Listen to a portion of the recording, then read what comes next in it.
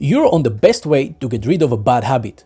You pass the first week, maybe even two, and then suddenly something in your head starts pulling you back to your old patterns. You know it doesn't make sense, but your brain resists anyway. That resistance isn't laziness or lack of discipline. Your brain is simply doing what it's designed to do. Because the brain doesn't treat change as an idea, it treats change as a priority decision. And the brain is always choosing what to focus on.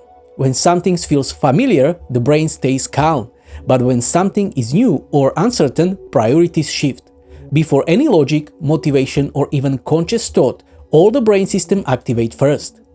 This means change isn't processed as a goal, it's processed as a signal. And the first region to respond to that signal is the amygdala.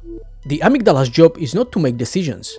Its job is to detect uncertainty and potential threat.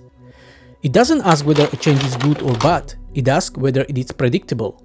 When you try to change a habit, a routine, or direction in your life, predictability drops. The amygdala becomes more active. That activation increases alertness, emotional intensity, and the urge to pull back. You feel this as a discomfort, as a quiet internal resistance, not because something is wrong, but because uncertainty has been detected. That discomfort you feel when trying to change is the amygdala doing its job, detecting uncertainty. But the amygdala doesn't work alone. As soon as uncertainty is detected, another region becomes involved, and that region is the hippocampus. The hippocampus is responsible for memory and context. It stores your past experiences and the patterns that help you survive them. When you attempt something new, the hippocampus automatically compares it to what you have done before. It asks, what worked last time? What kept us safe? What avoided risk? If your current routine, even an unhealthy one, has kept you employed, accepted, or stable, the hippocampus reinforces it. Not because it's good, but because it's familiar. This creates a powerful internal signal. We have been here before. This worked. Why change it? So while the amygdala raises the alarm, the hippocampus provides the evidence. Together, they push the brain toward what is known, even when the known is uncomfortable. This is why people don't return to old habits by accident. They return because memory quietly votes for familiarity. So now the brain has two strong signals working together. The amygdala has detected uncertainty. The hippocampus has reminded the brain of what worked before. At this point, the brain looks for efficiency.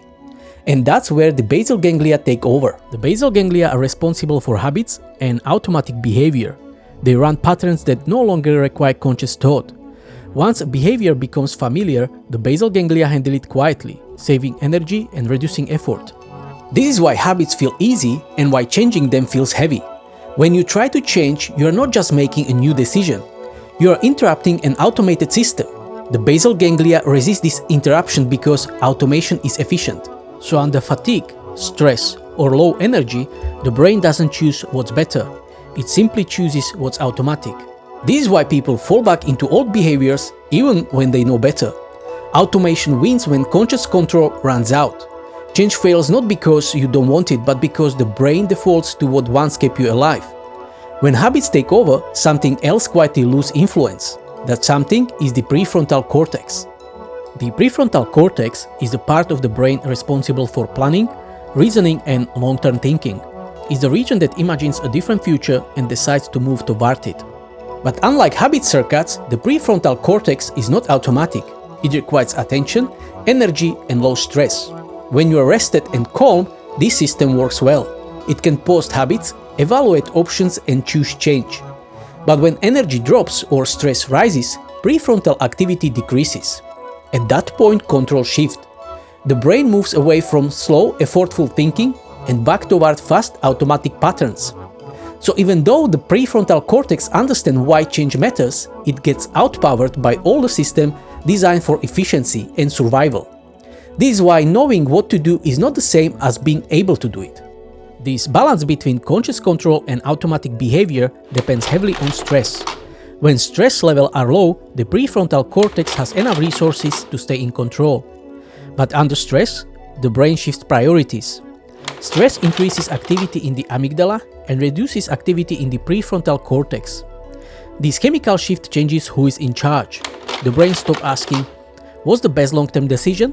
And start asking, what gets us through right now?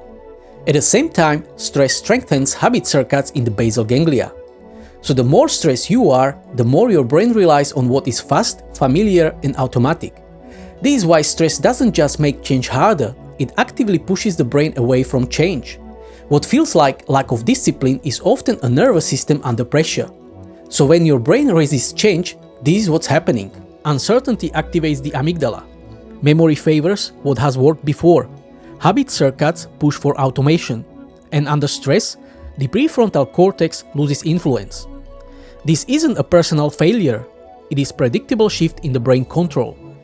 The problem isn't that you don't want change, it's that change asks the brain to give up safety, efficiency, and familiarity, all at once.